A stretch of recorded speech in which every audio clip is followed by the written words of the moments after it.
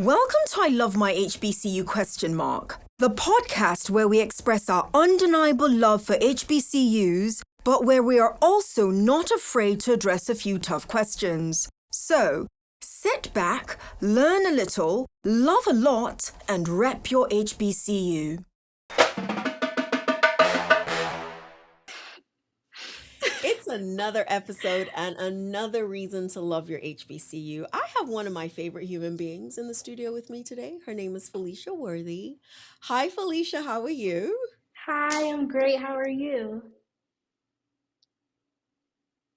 I am doing well. So, I want to explain to people why Felicia is one of my favorite humans, period. So, if you have been watching our podcast, for the last year, you'll notice a lovely young lady that all the guys like.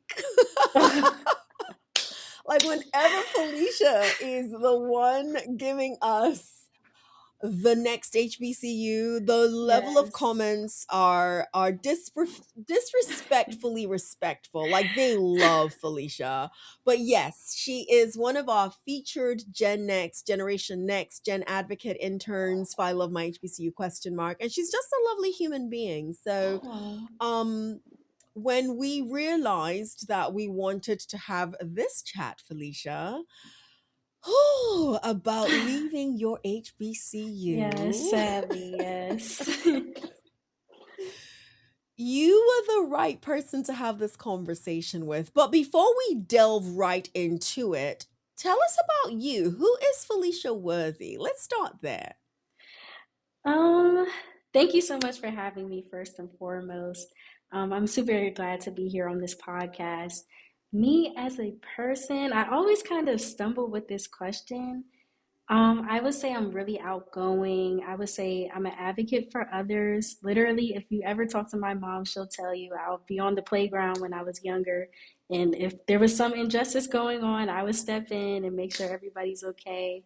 So I say I'm just really, I think I know what I want and I know myself since a young age. And yeah, really energetic, creative, just in a few words.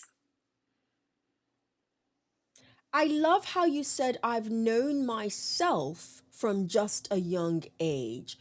How old are you? I'm 19 years old. For a 19-year-old young lady, that's a powerful statement to make. And I'm going to put my money on the fact that I don't believe too many 19-year-olds can make that same statement and it be real. Help Mhm. us understand. No, share with us, if you will, how you became so sure of yourself even from a young age, because you said you know yourself even from a young age. So we're not talking about the 19-year-old alone. We're talking about young Felicia Worthy who is clear about who she is.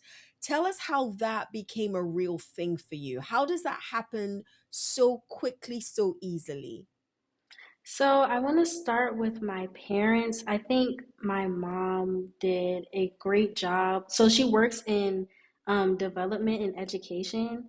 And I think her being around students, especially in the teenage age range, I think it really helped her understand the mind of children. And she always let me pick what I want to do. So, like, she would put me in different sports and activities and say, okay, Felicia, well, which one do you enjoy the most?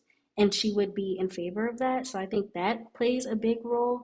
But I think also, I think just being encouraged to be myself and to explore and that I could do anything that I want to do within reason.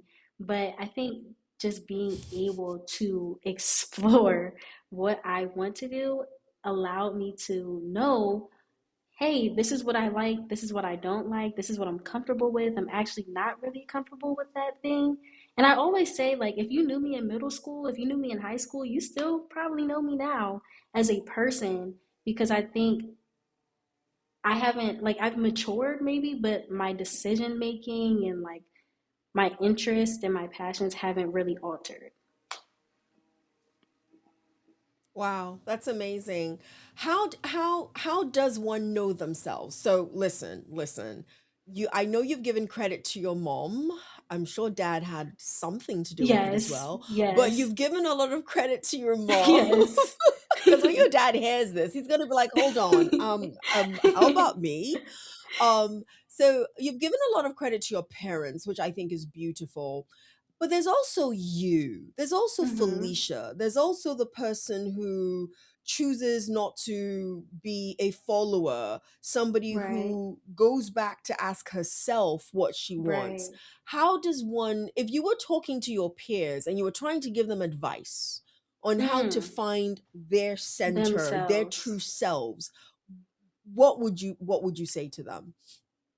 I would say really sit for your, like really sit by yourself and think, what is something I'm really not comfortable with?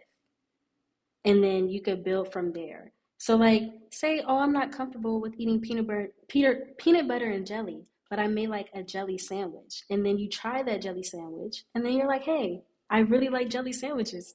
That's the most simplest way I could put it.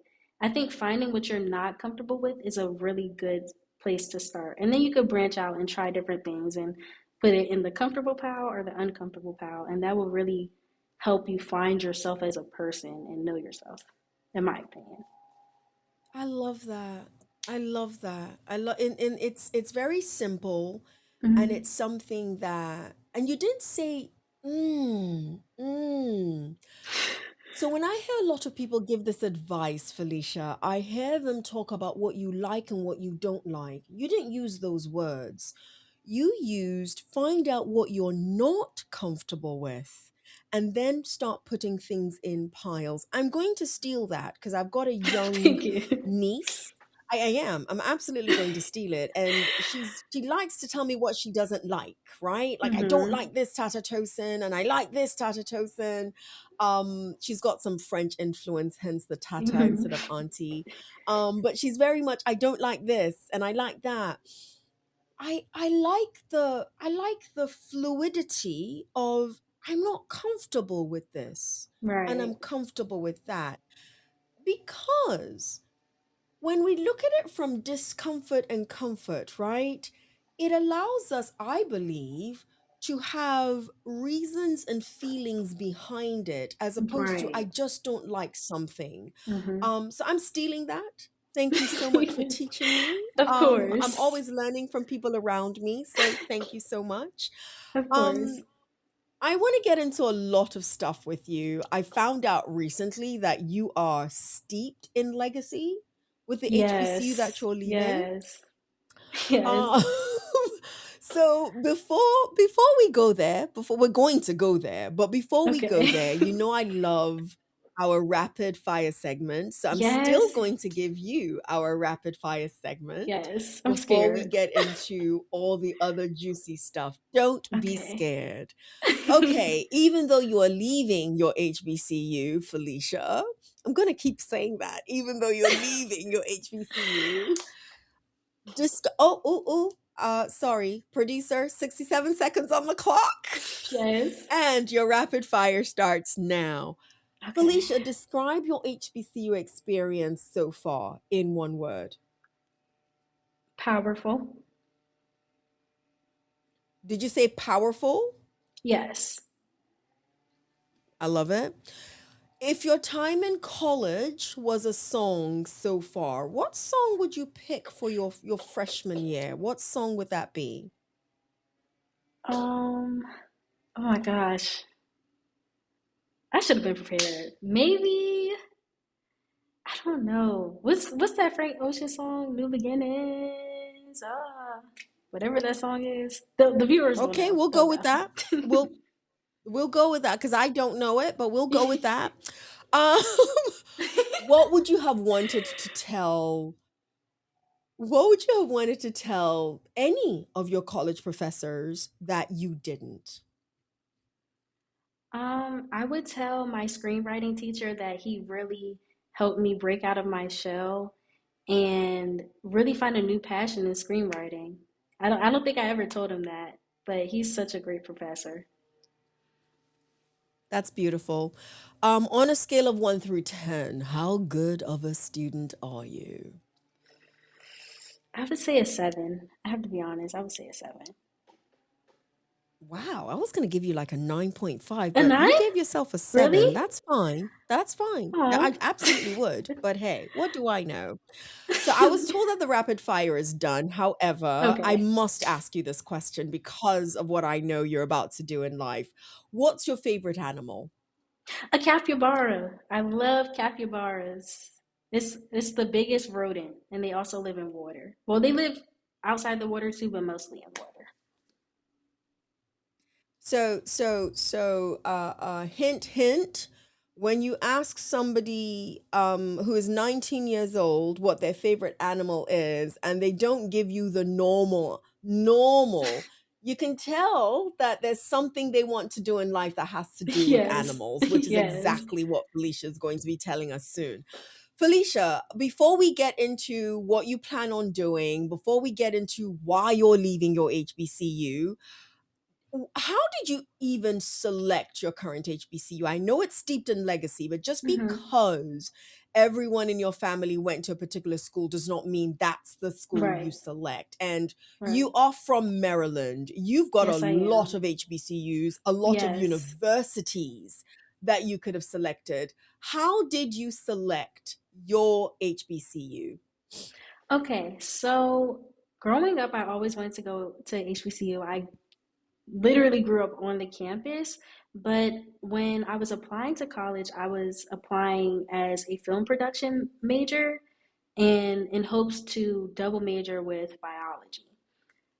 So I did a lot of HBCUs. I even did the HBCU Common App, which opened up the doors to a lot of HBCUs that I got into. And I knew that, well, with the political climate and everything, going down south would have been kind of hard for me. I didn't want to really experience things that I don't experience really at home because I am from an all black county. And that also influenced me to go to an HBCU. Just being around my people is makes me really comfortable. And then also my junior and senior year, I went to workshops for the film department at Morgan State. And so my mom was a telecommunications major. And so one of her professors is now the head of the department. And I was able to go and to experience how their programs run and everything. And honestly, it just felt like home. I don't know if it's because it literally is home, but it just felt like home and the best decision at the time. And also, I would be able to study science and arts. And then when I went to orientation, it was really fun because I was a little bit nervous, but once I went to orientation, I was like, "This is my year is going to be great," and I was really excited to come back to the university. So you mentioned that you called it all black. I'm going to say majority black Majority black, county. yes. What county is that?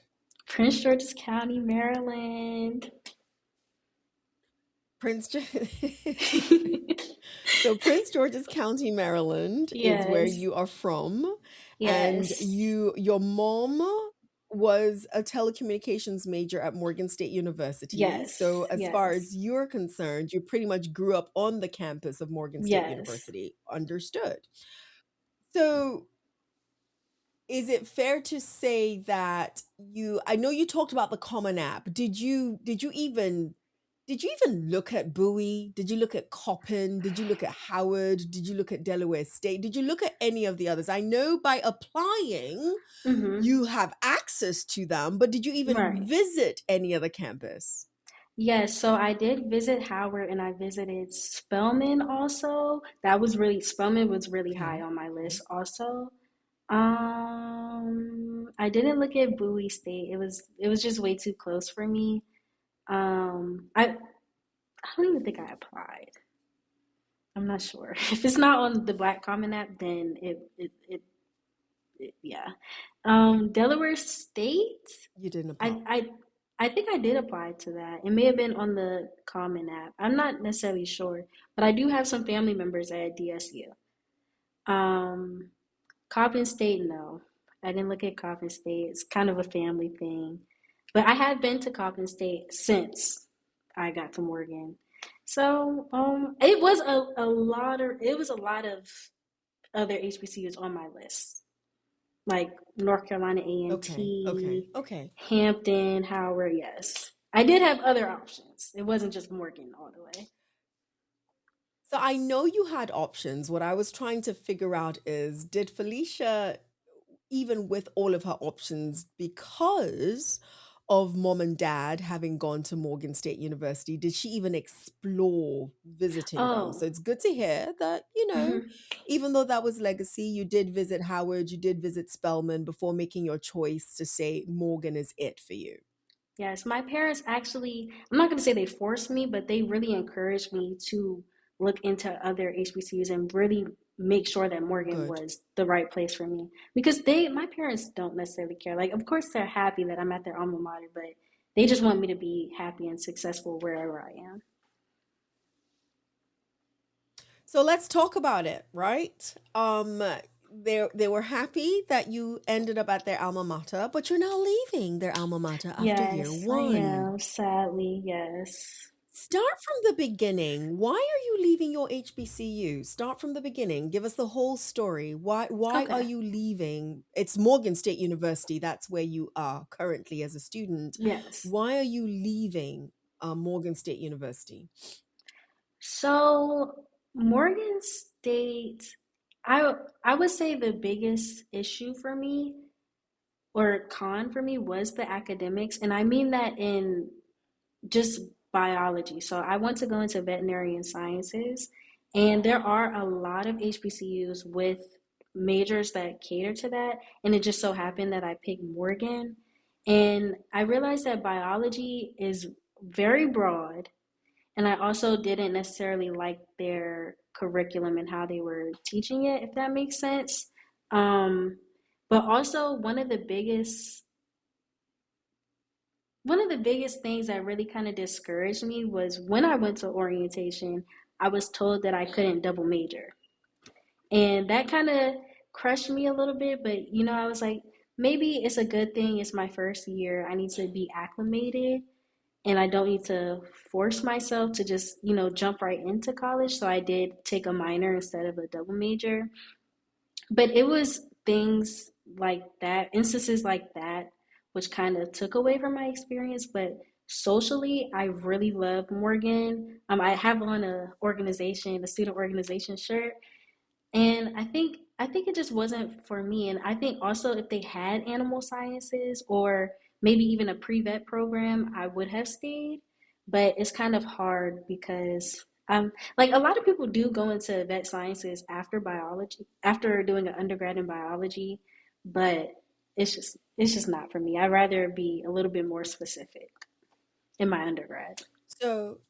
So what I and I think this is really, really important to say. I'll state it. I think you've stated it as well. There are hundreds of institutions in any country. I don't even want to fathom to know the number of institutions, and I mean colleges slash universities in the United States of America. It's Yes, got to be in the hundreds. There are yes, 107 HBCUs alone. So I can't imagine how many more non HBCUs exist in the United States of America. Having said that, the reality then is that each institution will be constituted of different things. Some of those things will work for some people, some of those things won't work for some people. So I do appreciate that when you talk about the reason why you are leaving your HBCU, it's not necessarily a knock against your HBCU as to why yes. you are leaving your HBCU. It's that it did not work out for you with regards Right, to what it is you want to explore at your right, HBCU. right. So, knowing that and appreciating that is the reason why transfers are a thing. It's the reason why Yes. I actually encourage students, even though I am a professor and an administrator at an institution, at an HBCU, I encourage students that if it's not working, if it does not fit for you, by all means, find the place that does, because you're going to be a happier person for that. And it could be Right, different reasons as to why you find the place that does. But because I know that in a perfect world, it would have been lovely to see Felicia Worthy yes. stay at her institution. Give me the top three things that if the institution had, or Ouch. if the institution did a little bit better, you would have stayed. Okay, so first and foremost, if they had an animal science major or a pre-vet program, Of course. that would be the biggest thing for me because I really did love the film program. Mhm. Constructively, taking feedback and acting on the feedback would have been a little bit more helpful and it would have inclined me to stay and feel a little bit more positive about my experience at Morgan State. Um, and I think timeliness that could also coincide with feedback, but I think just responding and letting students know like, hey, we're here for you. We understand some of these issues and we're going to really get back to you on it just to make this experience better. So I'm going to repeat what you said, right? Of course, number one is the most Yes. important to me Yes. because it's Yes. what you want to end up doing, animal Mhm. science. Number two, taking feedback and acting on it. I'm going to ask you to give me a little bit more on that. Of course, I'm Okay. going to ask you to give me a little bit Okay. more on that. Yes. And then timely responses. I think all of us appreciate timely responses. Mhm. Let's go back to number two for a second, taking feedback and acting on it. Give me an example of one piece of feedback that either you or students in your cohort might have given the institution Mhm. or given members of the institution that you feel they did not act on and that they Mhm. could have acted on that might have actually encouraged you to figure out a way to stay. Okay. So in my first semester, so I'm an honors student at Morgan State, and usually if you're within the same major as a lot of the honor students, you'll be with them for basically most of your classes. So we came together and we came to a professor and some people over the professor, and we just weren't, I think the teaching style just wasn't working for us. And I would have wanted the university to maybe even just sit in on a class.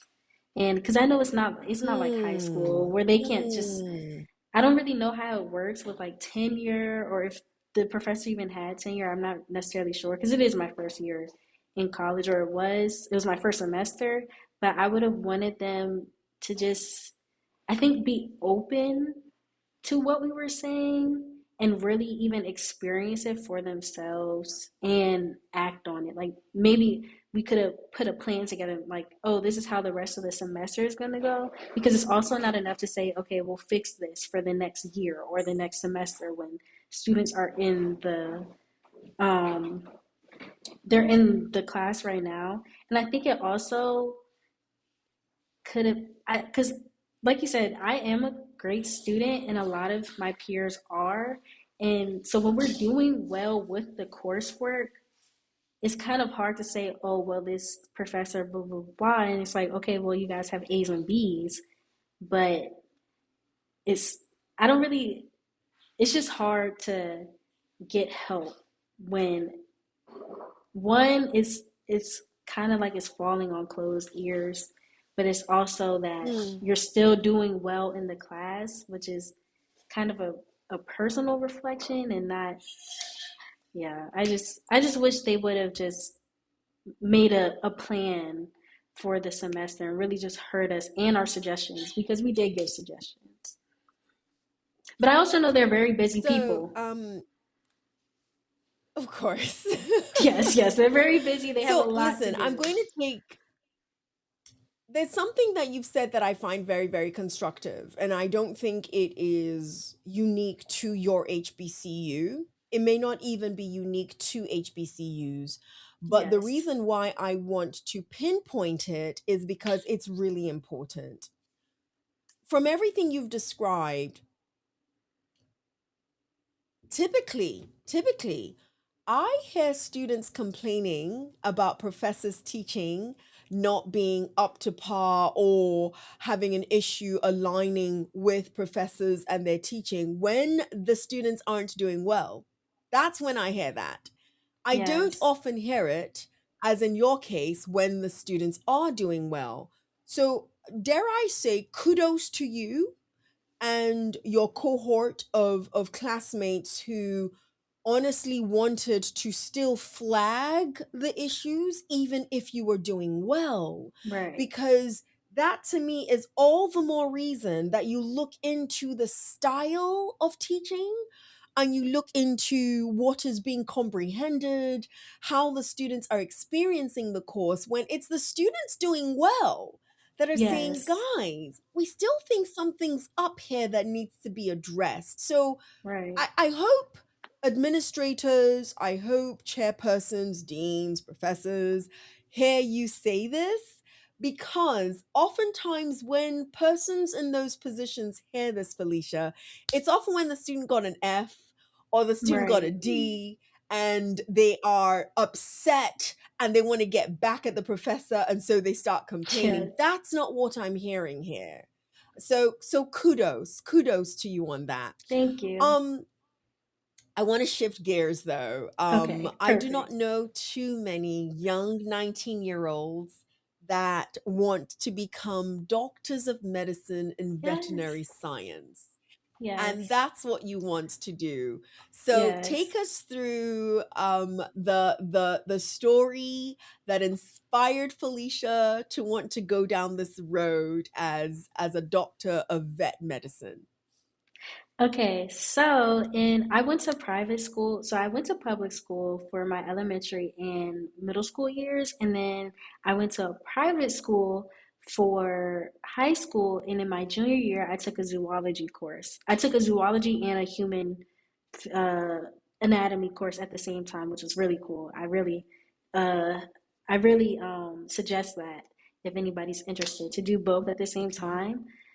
And I was able to compare the human bodies with animal bodies, and also the classes pretty much line up, and I was able to dissect like almost every day for like 2 weeks straight. Wow. So it was like sheep brains, cow eyes, squids. I did a mink. I did a lot in within like a 2 week span, and it was just really interesting to me. And I think what really drew me to it was the diversity in animals. So I always say like a healthy dog is not going to look the same as a healthy squid, and I think that really interests Wow. me. And I really love learning. Like ever since I was young, anything, just learning anything is really exciting to me. And I think the variety of animals really drew me in. Also, I always wanted to do something in healthcare. It was always so, as I've said, I like creative stuff and I also like science stuff. So, being a film cinematographer and something in medicine was always interesting to me. But I was thinking about anesthesiology. But then when I got to my zoology course, I was like, animals seems like the way to go. And then I have a dog and a lizard and a turtle. So I just really love animals. So that's where my interest kind of started. And then also I never was really introduced to it before then. So that's also why I didn't apply for it, because I took that in my second semester of my junior year, and it was kind of late, if that makes sense. But after I finished the course, I'm like, this is what I want to do. I want to double major. Um, and another thing that really pushes me to do it is that I also don't see a lot of Black women in this field. I also, like I stated before, I live in a majority Black county. And at first, my dog didn't have a Black veterinarian. He does now. He has a Black woman veterinarian now. But granted, I loved the veterinarian he had beforehand, but I just didn't see a lot of people who look like me in that field. So I'm like, I gotta do something for our people, especially like just spreading awareness about it. Because if I didn't take that zoology course, I would have never knew that I liked it. And you can't even take that until your junior year in high school, and that's not a public school course. So I'm not sure if students in public school have a way to learn about those types of things. I know they have a lot of programs for like aerospace, the medicine fields, cosmetology. They have a lot of really great programs. But I think if people were introduced to veterinarian sciences, they would be able to be really interested in it, especially if they want to go into medicine, but they're like too squirmish around like people. Because I do hear that a lot. Wow. So I did you see all the faces I was making while you were Yes, talking? yes, I know. My mom is the same way. People are Lord always have like, mercy. ugh. And you talk about it with such excitement. As you Yes, talk about you talked about cow's eyes and all of that stuff, and I'm yes. like, Father Lord in heaven, why does this excite her? It is a reminder that everybody is very different. It is also a Yes, reminder that there is something amazing for anybody to study out there, and we yes. shouldn't keep our we should broaden our horizons with regards to what to study. I don't know the answer to this, but listening to you talk and listening to when the zoology class was introduced to you, I also wonder if public schools have access to those types of courses. I don't know. I have absolutely Yeah, me no either. clue if they do, but I hope they do because as you were talking, I've had pets for years and dogs. I'm a dog person. I've had only one black male vet. This was early on, so this is maybe about 20 years ago. I know there are black vets out there. I've run into them, black male vets. I till Right, today have not run into a black female vet. They exist, but I've not run into a single one, and I've had pets for the last 20 right, years. And I'm not saying that I would go looking for just a black female vet to work on my right. dog. I'm not saying that. But it would be nice to have It that would be as an nice to see option, you it. know? Yes, Yes, it would be nice. Listen, I'm a black woman. I know how I feel about my dog. My dog, in fact, is like my child, to be extremely honest yes, with you. So if a black woman like me happens to be a vet and would end up being the vet for my dog, she's going to just absolutely love my dogs, is what I tell yes. myself in my head.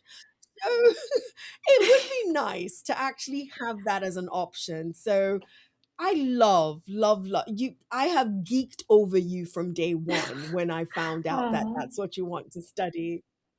But you don't just want to be anybody's kind of vet. You want to be a vet in a zoo. And I think I yes. know, even though I've never asked you, I think I know the reason why. But share with the audience, share with those listening, inspire another young Felicia Worthy who is probably listening to this and who loves animals. Why a vet in a zoo specifically? So zoos actually are, in theory and in a lot of places in practice, and this is a very big controversial thing, but zoos are supposed to be rehabilitative. So that's the biggest thing for me is helping animals who are really in need. Not saying that small animals don't, because obviously they do, but I think that just piqued my interest. Also because I started with animals, I started in a zoology course. But also the main fact that it's supposed to be rehabilitative. And then in my first semester, I obtained an internship at the National Aquarium. And although it was teaching students, sixth grade students, about water quality and how it affects the animals and looking at the animals that are in the water, um, I also was able to explore the zoo, I mean, the aquarium, like on the inside. And it just really interests me. It just feels so serene to me. And I don't know, it just excites me. So I think I always say like I would work in a pet hospital for small animals, but I think zoos just are really calling my name. But wherever God takes me. So you did not give the answer that I thought you were going to give. But what So do you let me think? What tell do you you the think? answer that I thought you were going to give. I thought it was going to be the diversity of animals that exist in a Yeah. zoo, Mm. especially after you told us of all the different types of animals that you had access to in your zoology Yes. class that you were able to Yes. dissect. So I made the assumption that, listen, only a zoo is going to have the Yes. elephant, the Yes. alligators, the rhinos, the like all the variety of animals that will satisfy Felicia Worthy to be around. That's why I thought. But you know what? I love your reason as well. I love your reason. I love zoos. I love animals. I love most animals, but I have to be honest. When it comes to snakes and reptiles, Hmm. it's not that I don't like them, but they just frighten the living daylights out of me. So I just Hmm. stay really, really far away from them. Like if you tell me you have a snake as a pet, I will never in life visit your home. It will Yes. never happen, I ever in life. snakes kind of scare me a little bit, but I think snakes need help. They need help too. So, I mean, Of course they do. Of course they do. Although I don't really care for them, but of course they do. Of course snakes need help too. Before we end our conversation, I know that you are the CEO and founder of the artist Adele.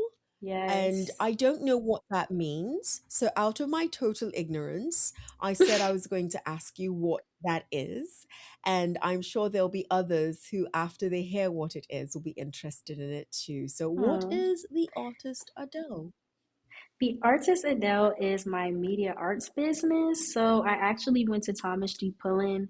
People may not know what that is, but in my county, we have distinctive performing arts schools. And then once you get to high school, it's pretty much a program in a high school, or you could go to Duke Ellington in DC, which is a little bit more known. But Thomas Pullen is where Martin Lawrence went. So I started my media arts journey there pretty much. And then I took it to high school, but like I said, I didn't go to a public school, so I wasn't in a creative performing arts program for media.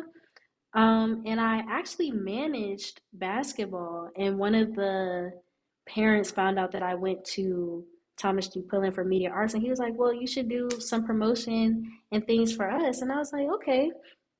And then I started to do some work for them, and it actually was taking off a little bit, but nobody knew it was me behind the screen. And like I would literally hear people talk in classes and nobody would ever know it was me putting out that content. And so I was like, you know what, let me make a page. I've been wanting to make a media business for a while and I just never did because I couldn't think of a name and I didn't want to have a generic name like Shot by Felicia. So Adele is actually my middle name and it goes with the artist. And yes, the artist Adele. And ever since then, I've just done media. Media, like I've said before, was is my minor in college. I was on the sports media team for Morgan State, and I do freelance work too. That is beautiful. That I saw Adele and I something said it might Yes, be a name, maybe her grandmother's yes. name, maybe her It mother's actually is. name. It's my I great did not grandmother's know. name. It's my great grandmother's Look at middle me. name, and my mom's middle name is my name. So I have a family name. My whole name is a family name. I love it. I love it. You are Yes, standing on beautiful broad shoulders, yes, is what that means, yes. if you ask me. Yes. I absolutely love it. Now, where can we, for those who are listening to you and they're like, listen, I would love to explore having somebody. She may be booked and busy. Let me be very clear, because Felicia is always canceling Yes. on me. I love you, Felicia, but Felicia is always like, okay, I have to do this and I have to do that. So, warning to anybody who reaches out to Felicia is that she might be booked and busy, I might be booked, but yes. if they are interested in engaging the artist Adele in your services, how can they reach you? Anybody can reach me on my Instagram, which is the artist Adele. It's just the name. It doesn't have any periods or anything. And Adele is spelled Adell, and the artist is the regular spelling. So reach out to me on Instagram in my DMs. And I think there's a I contact. love I think it. I I may have love added a it. contact. Felicia, you may have added a contact so they can reach you that way. Yes. Okay, beautiful. Yes. Felicia, as we come to a close, is there anything you want to bless the audience with that you're like, hey, listen, before I go, I must say this. What is the this? I think HBCUs are a great place to go. I'm actually considering it for post grad. I love HBCUs, but I also think that listening to your heart and your mind and just your feelings, I think really listening to yourself is so important. And to not push yourself and make your powers of uncomfortability and comfortability. I don't think we could have ended in a better place. I really don't.